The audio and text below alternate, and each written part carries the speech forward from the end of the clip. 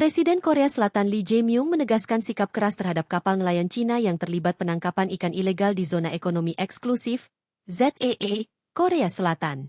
Ia menyebut praktik tersebut sangat tidak dapat diterima dan meminta aparat penegak hukum bertindak lebih tegas.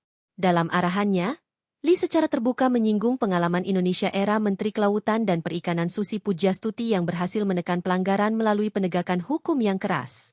Meski demikian, ia menegaskan bahwa Korea Selatan tidak akan meniru metode ekstrim, melainkan memperkuat penindakan sesuai hukum domestik.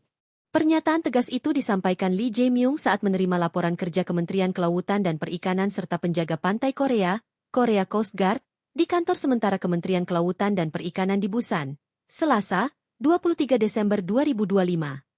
Dalam pertemuan tersebut, Lee mempertanyakan efektivitas pendekatan lama yang lebih menekankan pengusiran dan pencegahan. Lee juga menyoroti taktik perlawanan yang kerap dilakukan kapal nelayan Cina saat aparat melakukan penindakan. Menurutnya, tindakan tersebut tidak bisa ditoleransi dan justru menunjukkan perlunya hukuman yang lebih berat.